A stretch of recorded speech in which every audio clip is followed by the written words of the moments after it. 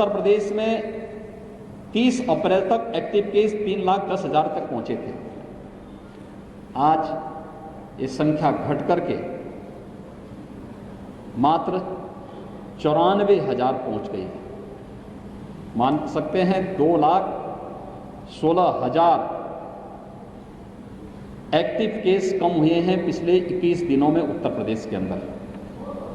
इसके लिए टेस्ट क्षमता बढ़ाई। उत्तर प्रदेश ने आज 3,07,000 टेस्ट किए हैं, 24 घंटे में 3,07,000 टेस्ट। और अगर हम लोग पूरे प्रदेश के अंदर कोरोना कालखंड में किए गए टेस्ट की बात करें तो ये संख्या हमारी 4,65,00,000 को क्रॉस कर जाती है। देश के अंदर सर्वाधिक टेस्ट हैं। पॉजिटिविटी रेट एक समय उत्तर प्रदेश के अंदर लगभग 17% के आसपास पहुंच चुकी थी। आज वह घट करके 2.4% के आसपास है। CFR प्रदेश का 1% के आसपास है। रिकवरी रेट 93% से अधिक है, जो देश के अंदर सबसे अच्छा है। ये प्रदेश के अंदर जो कार्य किए जा रहे हैं उसको लेकर के जो एक अभियान प्रारंभ हुआ है उसका एक हिस्सा है। और ऐसे ही हम लोगों ने, यहाँ की टीम ने, इटावा की जो हमारी टीम है, यहाँ के माननीय जनप्रतिनिधियों ने, यहाँ के प्रशासन ने, यहाँ के हेल्थ वर्कर्स ने, यहाँ की जो कोरोना वॉरियर्स हैं, स्वयंसेवी संगठन हैं, इन सब ने मिलकर के जो कार्य किया है उसके अपेक्षित परिणाम सामने आए हैं। एक समय यहाँ पर जो पॉजिटिविटी थी वह 30% के आसपास पहुँच गई थी। आज वो घट करके 2 से नीचे आ चुकी है। निगरानी समिति बेहतर तरीके से स्क्रीनिंग का काम कर रही है। टेस्ट क्षमता बढ़ाई गई है, बेड्स बढ़ाए गए हैं, सुविधाएं बढ़ाई जा रही हैं। ये निरंतर कार्य किए जा रहे हैं। और मुझे बताते हुए प्रसन्नता है कि जहां प्रदेश में हम लोगों ने अब तक 1,62,00,000 से अधिक लोगों को निःशुल्क वैक्सीन दिया है, वहीं इटावा ने भी 1,20,000 वैक्सीन इटावा जनपद में भी अब तक उपयोग हुए हैं। वैक्सीन ये सभी निःशुल्क दिए जा रहे हैं। अब तो उत्तर प्रदेश में दिए जाने वाले वैक्सीन के कार्यक्रम को जो आदरणीय प्रधानमंत्री जी ने 16 जनवरी को पूरे देश के अंदर लॉन्च किया था, जो लोग उस समय विरोध करते थे वैक्सीन का, आज वे लोग वैक्सीन की पैरवी कर रहे हैं। वैक्सीन ये फ्री में दिया जा रहा है 45 सेवाओं पर भारत सरकार के सहयोग से, और 18 से 44 के बीच में प्रदेश सरकार स्वयं वैक्सीन खरीद करके इस वैक्सीनेशन के अभियान को आगे बढ़ा रही है। 18 से 44 के बीच में अभी हम लोग 23 जनपदों में इसको लेके चल रहे हैं। हम धीरे धीरे करके इसका विस्तार कर रहे हैं। हमारा प्रयास है कि जून में जितना वैक्सीन हम प्रतिदिन दे रहे हैं इसको हम दुगना से ज़्यादा बढ़ा करके अधिक से अधिक लोगों तक इसके कवरेज को पहुंचाने की व्यवस्था करें। प्रदेश ने वर्तमान परिस्थिति में कोरोना के खिलाफ जो अभियान प्रारंभ किया है ये तो सफलतापूर्वक आगे बढ़ ही रहा है। हमने 3rd वेव की आशंका के भी समाधान की कार्रवाई अभी से कर दी है। हर मेडिकल कॉलेजेस को 100 बेड का पीडियाट्रिक ICU बनाने के लिए निर्देश दिए गए हैं। हर डिस्ट्रिक्ट हॉस्पिटल में भी 25 से 30 बेड का पीडियाट्रिक ICU के निर्माण की कार्रवाई प्रारंभ कर दी गई है। ऑक्सीजन प्लांट प्रदेश के अंदर 300 से अधिक वर्तमान में या तो निर्माणाधीन हैं या प्रस्तावित किए गए हैं, जिससे हर जनपद ऑक्सीजन में आत्मनिर्भर हो सके। इस कार्रवाई को सफलतापूर्वक आगे बढ़ाने का कार्य किया जा रहा है। भारत सरकार का इसमें बहुत बड़ा सहयोग हो रहा है। फर्स्ट वेव की तुलना में ऑक्सीजन की आपूर्ति ज़्यादा होने के कारण, ज़्यादा डिमांड ज़्यादा होने के कारण आपूर्ति के लिए भारत सरकार के सहयोग से ऑक्सीजन एक्सप्रेस चलाई गई।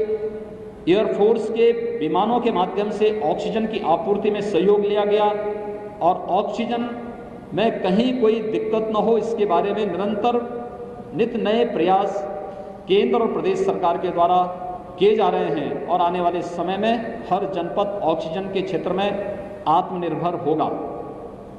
प्रदेश सरकार ने ये भी तय किया है, अभी जो हमारी कार्रवाई चल रही है, एक तो कम्युनिटी किचन, हर जनपद में कम्युनिटी किचन का प्रारंभ, हर जरूरतमंद को, रिक्शा चालक है, ई रिक्शा चालक है, स्ट्रीट वेंडर है या मरीज के परिजन हैं, उनको भोजन मिल सके। मरीजों का उपचार निःशुल्क है। जो सरकारी हॉस्पिटल में या सरकार के द्वारा टेक ओवर किए गए हॉस्पिटल है, वहाँ पर निःशुल्क उपचार की, भोजन की व्यवस्था हर पेशेंट को उपलब्ध कराई जा रही है। लेकिन जो हॉस्पिटल जहाँ पर हॉस्पिटल में चूँकि हम कोरोना कर्फ्यू में हैं, तो मरीज के परिजन, रेस्टोरेंट बंद चल रहे हैं। ये बात कहिए, हर प्रशासन को निर्देशित किया गया है कि मरीज के परिजनों की भी व्यवस्था कम्युनिटी किचन से कम 2 समय का भोजन की व्यवस्था उन लोगों के लिए जरूर हो। और ये व्यवस्था मैं धन्यवाद दूंगा अपनी विधायक को, जिन्होंने यहाँ पर सफाई में, इस मेडिकल कॉलेज में स्वयं उन्होंने अपनी ओर से एक निःशुल्क कैंटीन प्रारंभ किया है।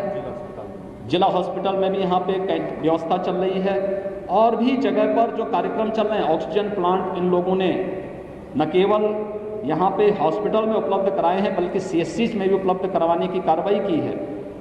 एक जागरूक जनप्रतिनिधि के रूप में जिस प्रकार के दायित्व का निर्वहन होना चाहिए, उस कार्यक्रम को ये लोग निरंतर आगे बढ़ाने का कार्य कर रहे हैं। इन्होंने सफलतापूर्वक उस कार्यक्रम को आगे बढ़ाया है।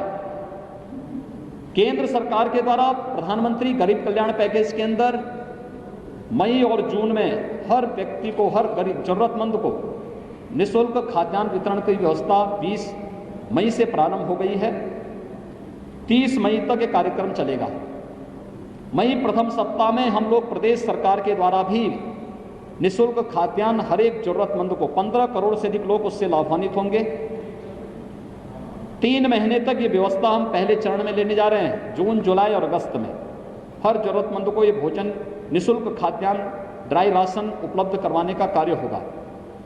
इसके साथ ही सरकार ने यह भी तय किया है, उस हर जरूरतमंद को, जो जरूरतमंद स्ट्रीट वेंडर है, रिक्शा चालक है, ई रिक्शा चालक है, कुली है, पल्लेदार है, नाऊ है, धोबी है, मोची है, या इस प्रकार की जो एक कैटेगरी है, जिन लोगों को जो डेली कमाते हैं उनके उसी से व्यवस्था चलती है, उन लोगों को भी हम लोग न केवल राशन बल्कि भरण पोषण भत्ता भी उनको जून माह में उपलब्ध करवाने की कार्रवाई। श्रमिक हैं, लगभग 2 करोड़ लोग इससे लाभान्वित होंगे।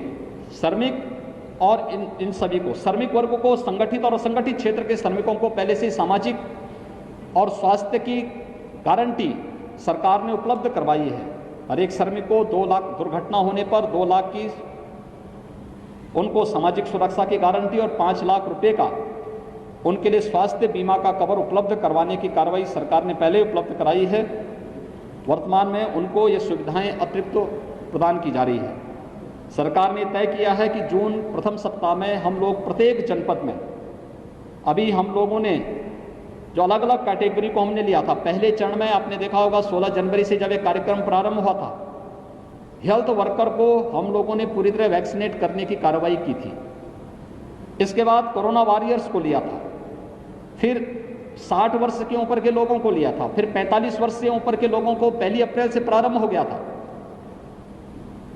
हम लोगों ने अभी 18 प्लस की वैक्सीन के कार्यक्रम को 1 मई से प्रारंभ किया और इसके बाद हम लोगों ने जब पहले चरण में 9 जनपद में, फिर इसको बढ़ा करके 18 जनपदों तक हम लोगों ने पहुंचाया, फिर 23 जनपदों तक हम लेकर के गए। हम लोगों ने इसके साथ ही यह भी जोड़ा कि हाई कोर्ट की दोनों बेंच में, हाई कोर्ट की लखनऊ बेंच और इलाहाबाद हाई कोर्ट, वहाँ पर न्यायिक अधिकारियों को और उनके वहाँ जुड़े हुए जो कर्मचारी हैं उनके और उनके परिवार के लोगों को वैक्सीन की कार्रवाई, और मीडिया के लिए भी हम लोगों ने 2 जगह, एक नोएडा में और दूसरा लखनऊ में सूचना भवन में उनको वैक्सीन देने की कार्रवाई वहाँ पर दोनों जगह सफलतापूर्वक संचालित हो रही है। सरकार का अगला कदम है कि हर एक जनपद में हम न्यायिक अधिकारियों को और मीडिया को भी वैक्सीन देने के लिए अलग सेंटर उनके लिए बनाएंगे। जहां न्यायिक अधिकारी रहते हैं वहां पर हम लोग उनके लिए, जहां observation waiting area, observation area होगी या उनकी डिस्पेंसरी होगी, वहां पर उस प्रकार की सुविधा क्रिएट करके ये सुविधा वहाँ पर उपलब्ध वैक्सीनेशन की कार्रवाई को जोड़ेंगे। जहाँ पे प्रेस क्लब होगा या प्रेस क्लब नहीं होगा तो किसी अन्य सार्वजनिक स्थान पर जहाँ वेटिंग और ऑब्जर्वेशन एरिया देंगे, वहाँ पर इस वैक्सीनेशन के कार्यक्रम को भी हम युद्ध स्तर पर आगे बढ़ाएंगे, जिससे थर्ड वेव आने के पहले हम लोग इन लोगों को तो हम पूरी तरह वैक्सीनेट कर ही सकें। जनवाद टाइम्स की सभी खबरों को लगातार देखने के लिए चैनल को लाइक, सब्सक्राइब और शेयर जरूर करें। धन्यवाद।